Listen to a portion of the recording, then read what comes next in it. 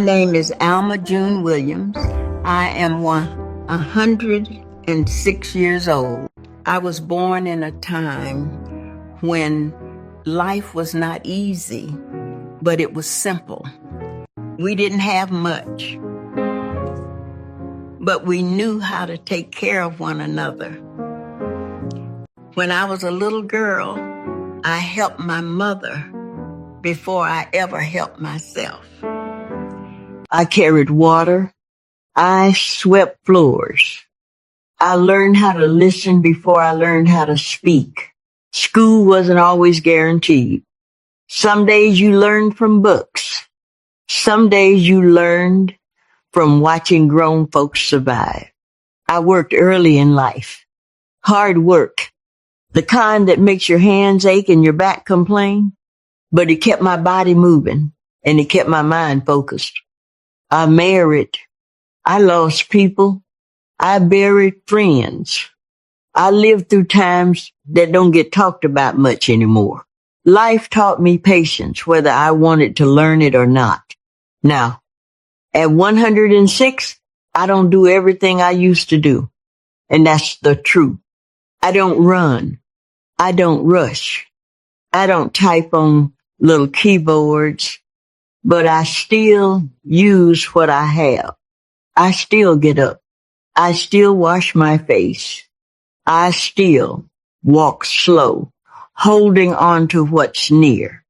Movement looks different when you get old, but it still matters. I eat simple food I recognize, greens, soup, root vegetables, a little fish now and then, nothing fancy. Just food that makes my body feel steady.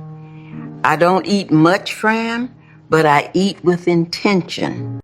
People ask me about my mind. I won't tell you I remember everything because that wouldn't be honest. But I work with my mind every day the same way I work with my body. Some mornings I count slowly. 1, 2, 3, all the way to 10, not to prove anything, just to remind myself I'm still here. I read a little, not long pages, just enough to keep the words familiar. I read my Bible slowly, sometimes the same verse again and again. Repetition keeps things alive. I sing sometimes, not loud, just to myself. Old hymns, songs I learned before life got complicated.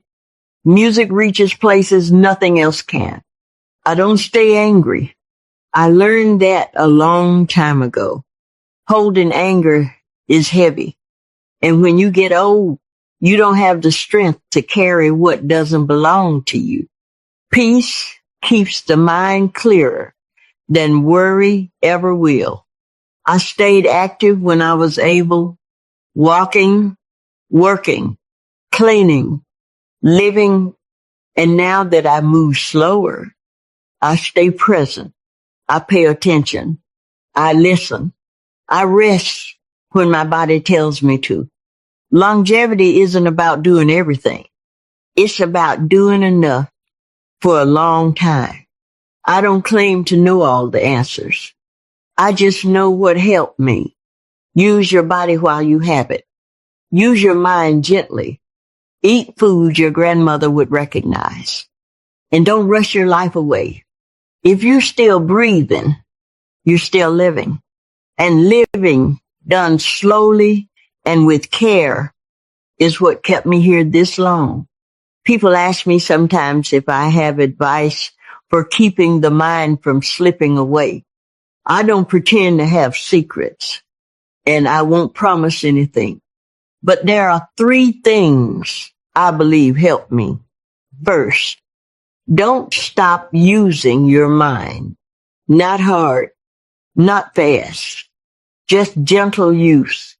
Count your steps. Say the days of the week out loud. Read a little. Repeat things until they feel familiar. A mind that's used kindly doesn't forget itself so easily. Second, keep your body moving in whatever way you can. Even if it's just standing up and sitting back down.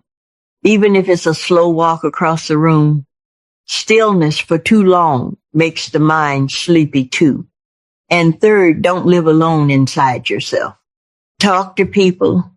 Listen when they speak. Say names out loud. Memory is tied to connection. I can't tell anyone how long they'll live, but I do believe these small things help me stay present for as long as I have.